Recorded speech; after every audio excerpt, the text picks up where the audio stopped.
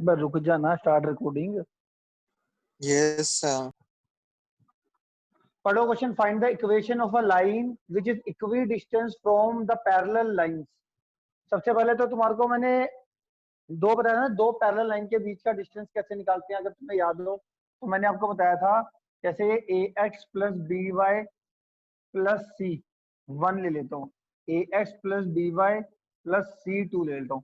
अगर एक्स और वाई वाली टर्म्स दोनों सेम होती है और कांस्टेंट डिफरेंट होता है तो ये हमारी पैरेलल लाइंस होती है। तो इसके बीच में जो डिफरेंस निकालना है ये D1 कैसे निकालते थे पैरेलल लाइन के बीच में डिफरेंस? कांस्टेंट जो है, अगर एक्स और वाई वाली टर्म सेम है तो कांस्टेंट के बीच में डिफरेंस का मोड अपॉन एक्स के कोफिशिएंट का स्क्वायर प्लस वाई के कोफिशिएंट के स्क्वायर का रूट। ये मैंने आपको बताया था कि दो पैरेलल लाइन के बीच में जो डिस्टेंस निकालना है वो ऐसे निकालना है। ठीक है, क्लियर है? यस तो ये कॉन्सेप्ट एक तो आपको पता होना चाहिए। ठीक है, तो हमारा देखो ये हमारे को एक इक्वेशन दे रखी है ये वाली, और दूसरी इक्वेशन ये दे रखी है ये वाली।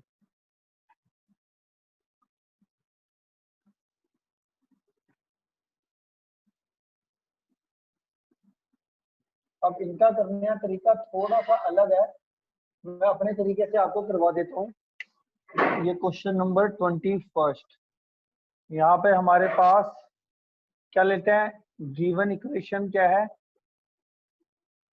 आपको दे रखी है 9x plus 6y minus 7 is equal to 0, और एक दे रखी है आपके पास 3x plus 2y plus 6 is equal to 0। ये इक्वेशन 1, ये इक्वेशन 2। अब देखो ये दोनों पैरेलल लाइंस है, तो जो ऊपर वाली लाइंस है फ्रॉम 1, इसमें से कुछ कॉमन ले, अगर हम क्या कॉमन ले, 3 कॉमन ले लेते हैं कि 3 कॉमन लेके देखो ये वाली टर्म सेम आ जाएगी। फ्रॉम 1 में से 3 कॉमन लो तो आपकी क्या बन जाएगी, ये आ जाएगी 3x plus 2y minus 7/3 is equal to 0/3 is equal to 0। ये इक्वेशन 1 ये आ गई, ये 3 ले लो तुम। ठीक है, ये लो आप 3।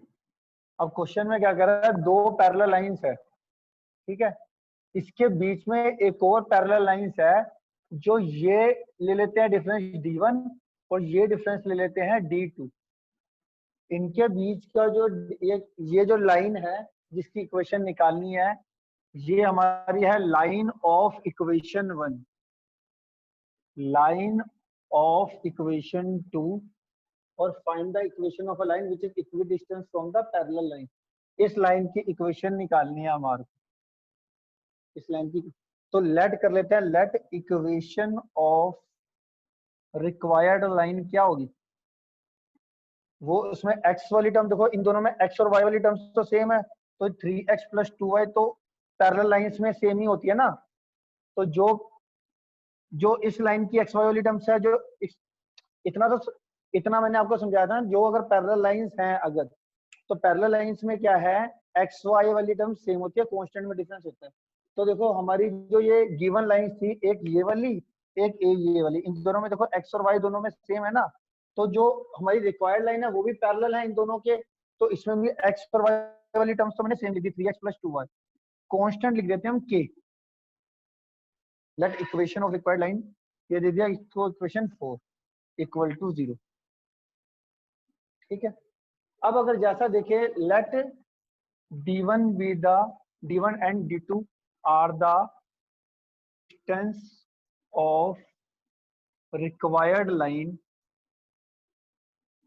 from given lines, from given lines। ठीक हो गया?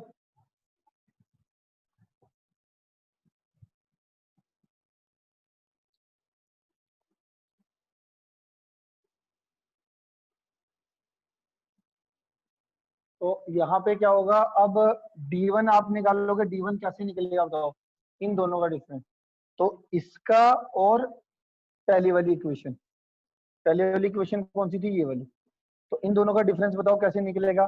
कांस्टेंट में से कांस्टेंट माइनस के माइनस माइनस प्लस 7/3 का मोड अपॉन एक्स के कोफिशिएंट का स्क्वायर प्लस वाई के कोफिशिएंट का स्क्वायर का रूट।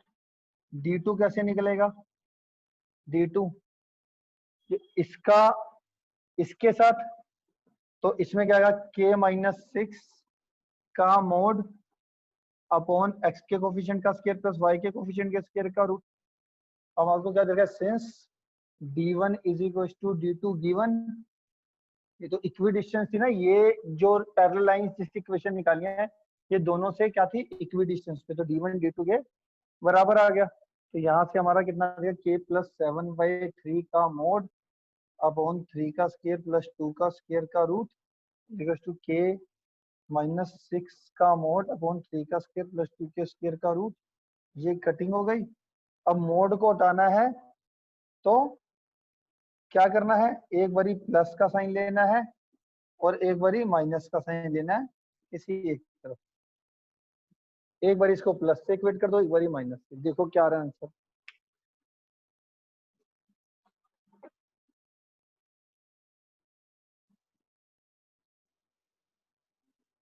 बताओ क्या आ रहा है। k+7/3 को k-6 से इक्वल करोगे, अगर प्लस से इक्वल करते हो तो ये तो पॉसिबल नहीं है, which is not possible, which is not possible. अगर इसको k+7/3 को अगर तुम माइनस ऑफ k-6 के बराबर करते हो तो ये आ जाएगा 2k इज इक्वल टू 6 + 7/3, 25/3, और ये आ जाएगा k की वैल्यू 25/6। k की वैल्यू 25/6 यहाँ पे पुट कर दोगे यहाँ पर, तो तुम्हारी क्या आ जाएगी, therefore 3x plus, therefore equation of required line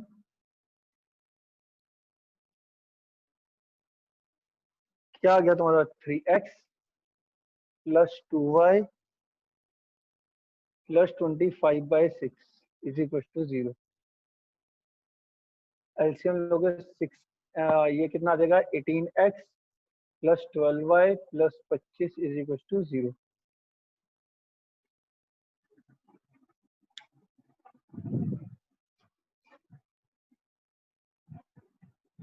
क्या कहते हो भाई, समझ में आया कि नहीं आया। Yes, sir. कर लो, नोट करो पूरा।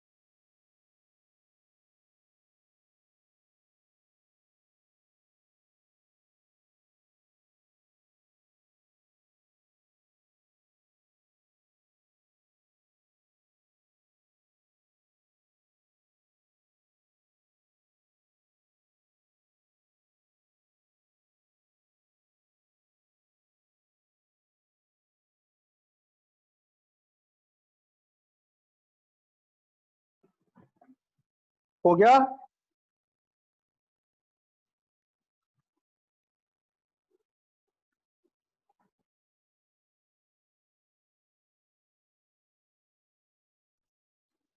ट्वेंटियथ क्वेश्चन में आपको ये दो इक्वेशन दे रखे हैं, x plus y minus five equal to zero, और एक आपको दे रखी है ये 3x माइनस का 2y प्लस का 7 इज इक्वल टू जीरो। ये हमारे को दे रखी है दो इक्वेशन। अब वो कह रहा है जो एक लाइन है, एक पॉइंट है पी, अब वो पी पॉइंट एग्जांपल के तौर पे मैं लेट कर लेता हूँ कुछ इस तरीके से मूव कर रहा होगा पी पॉइंट, ठीक है?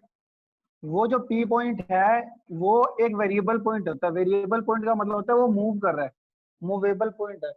अब वो कह रहा है कि जो उस पॉइंट का इस लाइन से डिस्टेंस है और जो उस पी पॉइंट का इस लाइन से जो डिस्टेंस है, उनका सम ऑलवेज 10 आता है। मान लो पी पॉइंट यहाँ पे होगा तो जो ये डिस्टेंस और ये डिस्टेंस होगा वो क्या होगा, उनका सम हमेशा कितना आएगा, d1 प्लस d2 10 आएगा।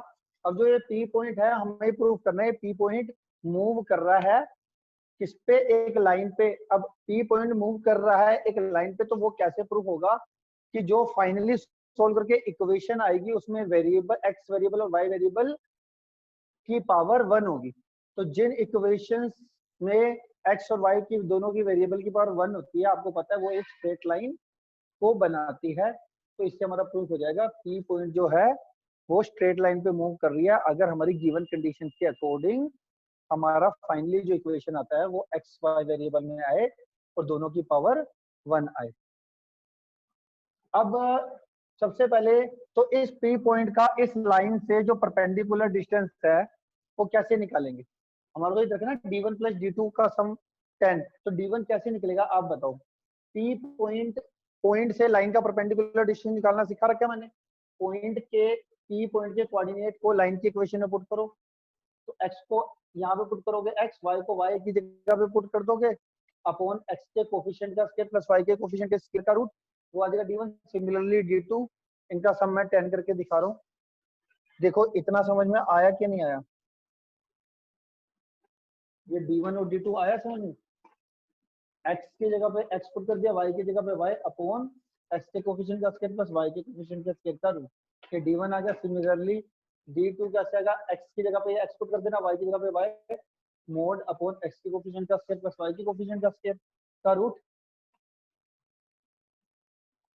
इतना आ गया समझ में? अब अकॉर्डिंग टू क्वेश्चन इनका सम कितना दे रखा था, 10।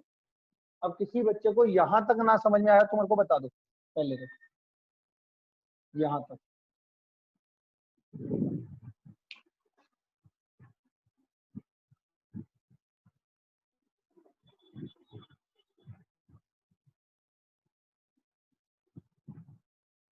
यहां तक बता दो, स्टेप तक किसी बच्चे को कोई दिक्कत है और लिख भी लो यहां तक।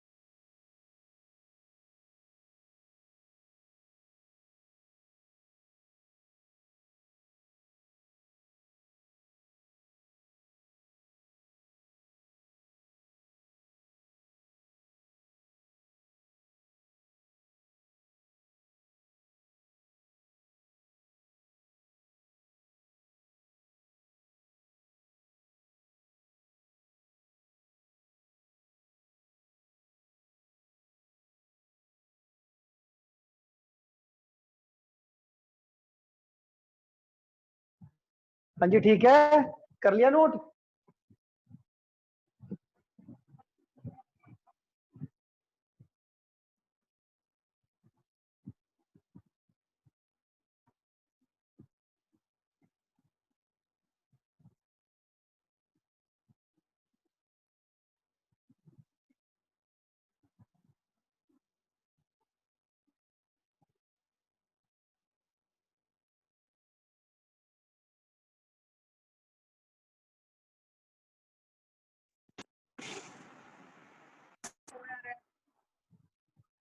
आ भी गया भाई यार, तो उसने इतना भाव खाने लगी पता नहीं क्यों।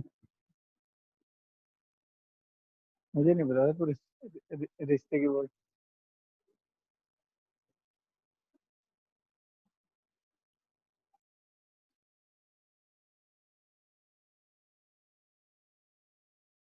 हो गया।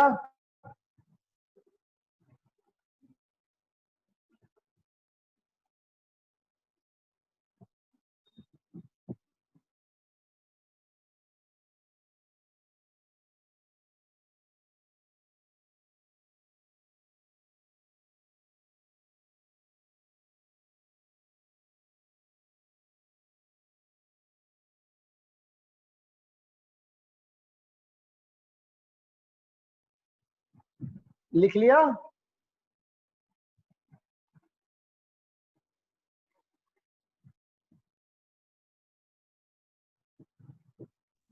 Yes, sir.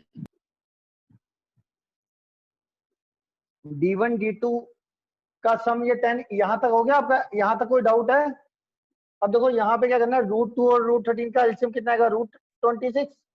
√26 को क्रॉस मल्टीप्लाई होके कितना आएगा, 10√26। 10√26 को यहाँ पे भेज के -10√26। इतना क्लियर है?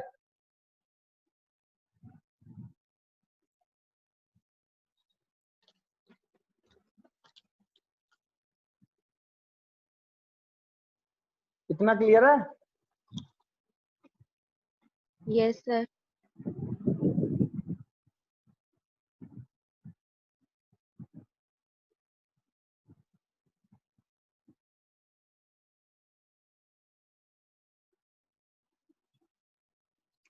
इसके बाद देखो,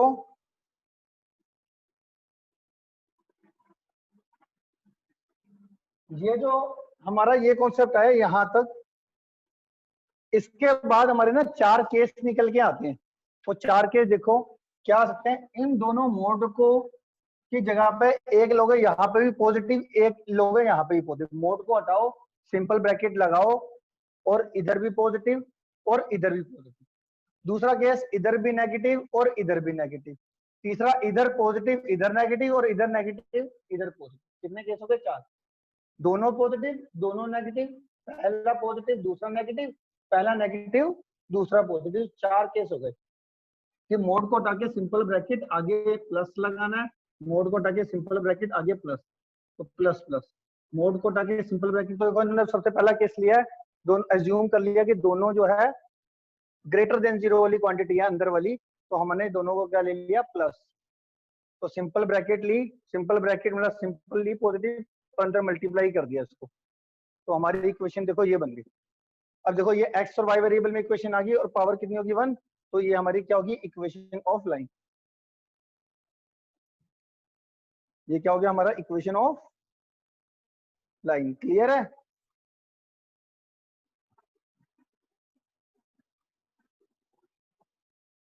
क्लियर है इतना?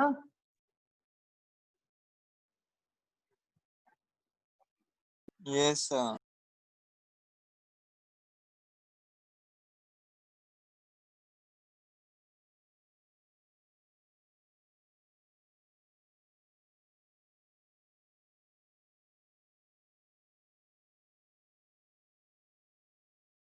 अरे आगे भी हम इसको 3 केस जो मैंने बताया ना आपको, 3 केस।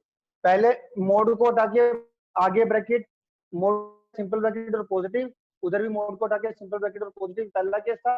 उससे कह रहा है बाकी सारे भी केस करेंगे हम, उसमें भी हमारी क्या आएगी, P must move on a line. We can obtain the equation of line for any sign of this and this. हम हमेशा P को क्या ऑब्जर्व करेंगे कि वो एक लाइन पे मूव करता है। इसको एक बारी दोनों में पॉजिटिव लेना है, दो नेगेटिव, एक में पॉजिटिव एक में नेगेटिव, और यहाँ पे नेगेटिव यहाँ पे पॉजिटिव करके हमेशा हमारी एक इक्वेशन आएगी। बड़ा क्वेश्चन है, शायद से अभी पेपर में ना आए।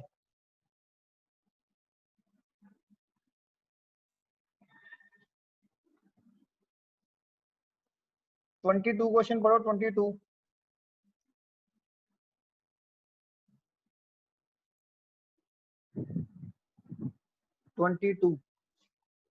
22 आसान भी है और आ भी सकता है।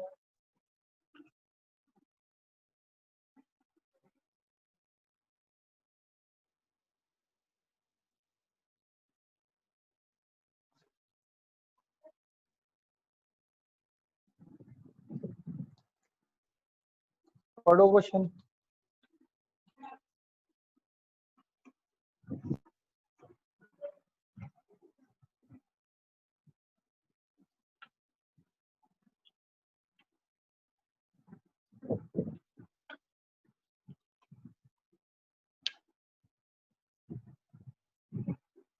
A ray of light passing through 1, 2 reflect on the x-axis at a point A and reflected ray through the point 5, 3 and find the coordinate of A.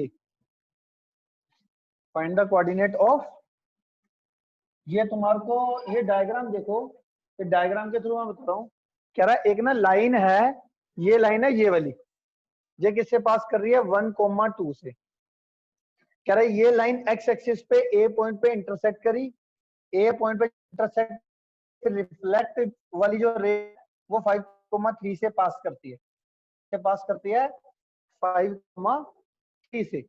अब वो एक जो एक्स एक्सिस जिस पॉइंट पे इंटरसेक्ट हुई थी इसके कोऑर्डिनेट निकालने हैं, फाइंड द कोऑर्डिनेट ऑफ ए। मतलब एक्स एक्सिस पे मैंने लेट कर लिया, उस ए कोऑर्डिनेट है a,0, तो मुझे इसके वैल्यू चाहिए सिंपल। क्वेश्चन क्लियर है?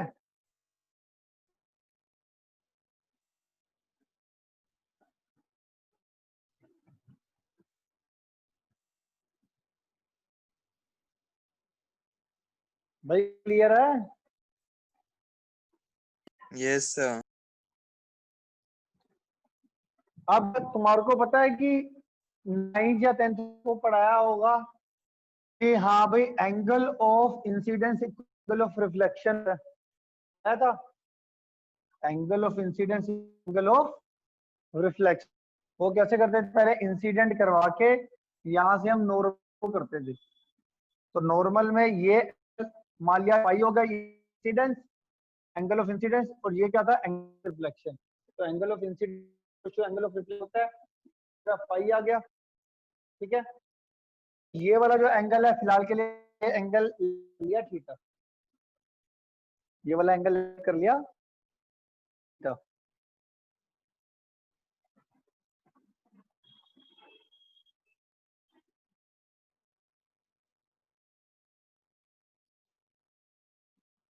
ये डायग्राम देख लो तुम, डायग्राम के आगे मैं आपको खुद ही लिखवा देता हूँ सारा।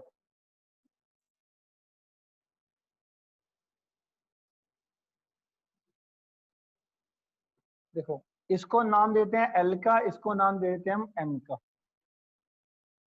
ठीक है। तो अकॉर्डिंग टू यहां पर क्या है, in in this figure we have L is a incident ray, ये मेरी इंसिडेंट रे है, and M is a reflected ray, ठीक है। तो हमारे पास अगर मैं ध्यान से देखूं और लेट यहाँ पे क्या कर लेते हैं, ये एम ए एक्स, या इसको कोई और नाम दे दो आप, ये टी नाम, इसको एन का नाम दे दो, T A X, angle T A X let कर लेता हूं मैं थीटा, ठीक है। अच्छा angle of incidence equal to angle of reflection होता ही है, लेट इट बी फाई, मैंने इसको नाम दे दिया फाई का, ये दोनों एंगल ले लिए फाई। अच्छा अगर मेरे को इसका स्लोप निकालना है, स्लोप ऑफ लाइन एम, इस एम लाइन का स्लोप कितना आएगा, टेन थीटा, टेन इसका पॉजिटिव एक्सिस के साथ एंगल कितना है टेन थीटा, ठीक है।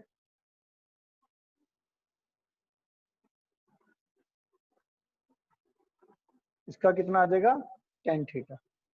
अच्छा तुम्हें पता है ये वाला जो एंगल है, ये वाला एंगल नॉर्मल का तो 90 होता है, ये कितना होता है 90। ये अगर आपने थीटा ले लिया तो ये वाला एंगल कितना होगा हमारा 90 माइनस थीटा, मतलब हेयर एंगल 1 को हम देते हैं, एंगल 1 तो हमारा है 90, देयरफॉर फाई हमारा किसके बराबर होगा, 90 माइनस थीटा। फाई 90 में से थीटा माइनस करोगे तो फाई के बराबर आएगा ना, तो फाई की वैल्यू कितनी हो जाएगी, 90 माइनस थीटा। तो अब मेरे को एक तो मेरे पास स्लोप ऑफ लाइन m आ गया विच इज tan थीटा। अच्छा, स्लोप ऑफ लाइन m हम एक और तरीके से निकाल सकते हैं, वो कैसे निकालेंगे, ये कैसे निकालते हैं, y2 minus y1 upon x2 minus x1, तो कितना आएगा 3 अपॉन 5 माइनस का a, ये आ गया slope of line m, tan theta और ये।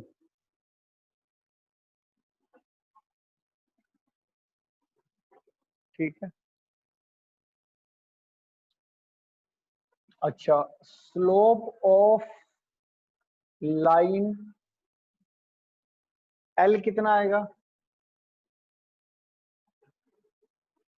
एक तो देखो ये अगर ये दोनों बराबर है ना, तो यहां से अगर हम फ्रॉम 1 एंड 2 से पहले इन दोनों को इक्वल कर लो, फ्रॉम 1 एंड 2 से, तो मेरा tan थीटा की वैल्यू आ गई 3 अपॉन 5 माइनस का a। ऐसी इसमें स्लोप ऑफ लाइन L कितना करोगे, एक तो y2 minus y1 minus y1 upon x2 minus x1, और L लाइन का जो स्लोप है वो कितना होगा, अब यहां से लेके यहां तक एंगल निकालो कितना है, यहां तो 90 है, 90 प्लस 5, 90 प्लस 5, और जो 5 की वैल्यू है वो बताओ कितनी बताई थी मैंने अभी, 90 minus theta.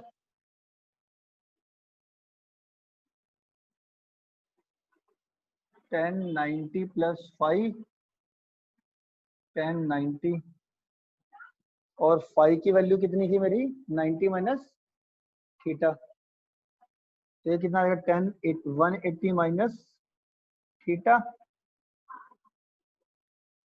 tan 180 minus theta कितना होता है, माइनस का tan थीटा, तो tan थीटा कितना आ गया मेरा, ये माइनस को देखो तो -2 अपॉन 1 माइनस a, -1 से मल्टीप्लाई। अब इसको दे दो ये तुम 3, और इसको दे दो तुम ये 4,